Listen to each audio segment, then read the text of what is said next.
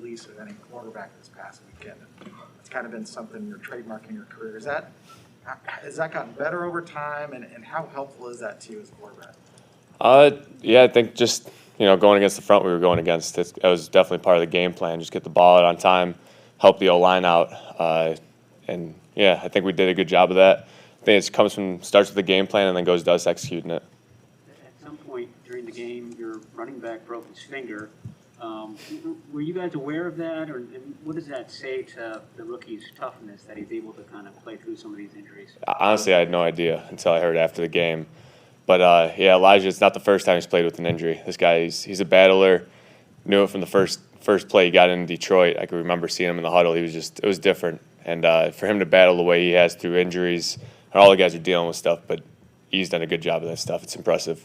About that first play in Detroit, is it the eyes that you're looking at? Is he focused? Yeah, a little bit of everything. You kind of just get a feel for someone. I mean, when you're in the huddle with them, you're looking in their eyes. Is the moment too big for them? Reminded me of Hasty, honestly, last year. Hasty came in, and his first play was ready to roll, and it was like, all right, this guy, he's made the right stuff, and Elijah was the same way. Yeah, I think the last 3 weeks you haven't thrown a single play-action pass from under center. Everything's been in shotgun. Is that an adjustment you guys have consciously made, and how much maybe does that help you over the last few weeks? I think it helps us.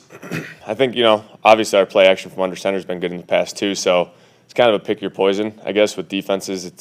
It's a week-to-week thing, though. It really is, because we've done both of them in the past. And it's just kind of what's the hot hand lately. And so the way we've been running the ball, I could see us going back to the other way or sticking with the shotgun either way. Is there more of a comfort level for you doing that, just that you don't have to take your eyes off the defense? I guess, yeah. I think any quarterback naturally is more comfortable in the gun. Just you're away from the D-line and everything. But, yeah, I've done both ways, so I'm pretty comfortable with both. It's easier for you to get in a rhythm, and maybe are those windows a little bit bigger when the running game is as effective as it was on Monday? Yeah, it definitely makes everything easier. Whenever you could get into a rhythm like that, that opening drive really kind of set up the rest of the game for us, just the way we ran the ball, and they had to make some adjustments to if they wanted to stop it, and we just played off of that. Why do you think you're able to execute so well on third downs? And, that's been one of the main issues in the past few weeks. It could be a number of reasons. I think we had a good plan going into it. But I think guys I said it last week, the week of practice was different. Just guys locked in, little details here and there, and that's what third down and red zone really come down to is how detailed are you in those little things, and can you make the play when you need to. When you're looking at the Jaguars film, how much does Josh Allen show up on tape? A lot, especially his last 2 weeks. He's a hell of a player, man. He really is. They got a lot of speed on that defense from sideline to sideline. But just, Josh, he's impressive. You saw what he did in the Buffalo game and did against the Colts too. So he'll be a challenge for us. Jimmy Brunskill was matched one-on-one with Aaron Donald, close to 20 snaps and held his own. What did you make of that performance by him? It's the Dan we expect, man. He's done it in the past. I don't know. Dan the whole O-line played phenomenal, but Dan he played great in those.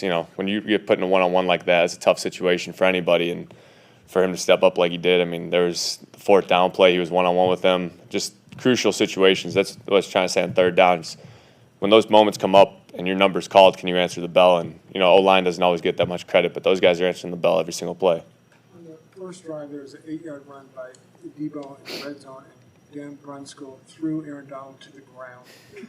Did you notice that? And has anyone said anything to Dan Brunskill about throwing Aaron Donald around? Yeah. We got to be careful giving Dan too much. No, I'm kidding. No, Dan played his ass off, man. He really did. Those things you don't really notice till you're watching the film either.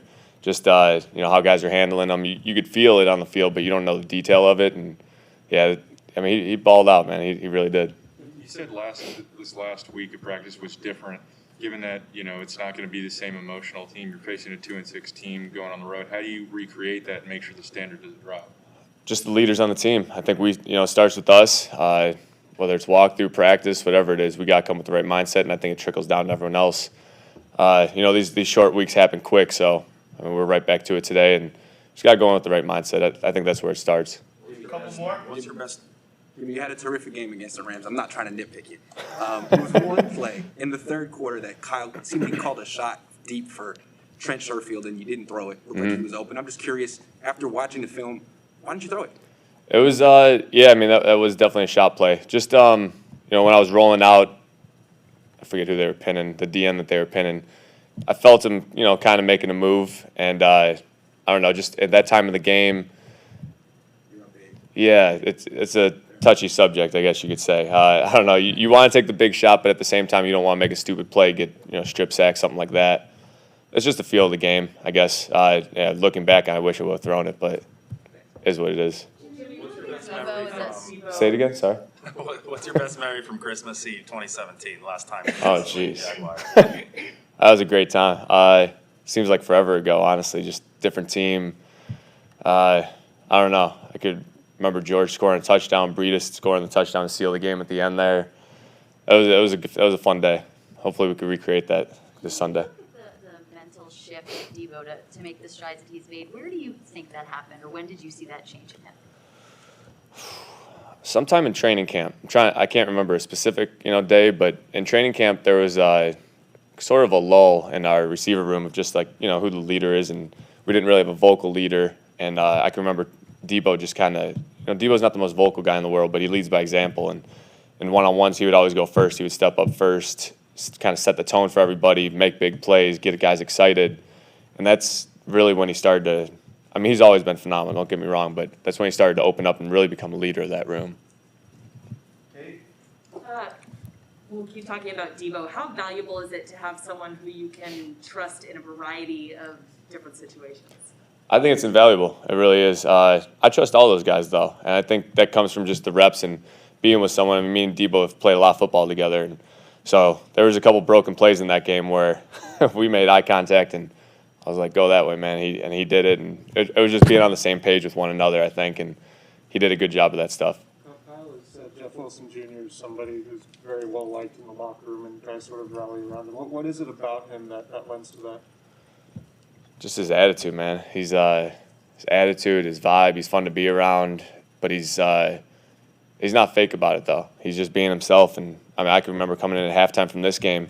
We were up big. You know, guys went and sort of relax a little bit, and Jeff was as fired up as anyone, saying we gotta, you know, start the engine over, get things going again. And it's just little things like that go a long way with guys. Thank you, Jimmy. All right, thanks, guys. Hey, faithful, subscribe to our YouTube channel.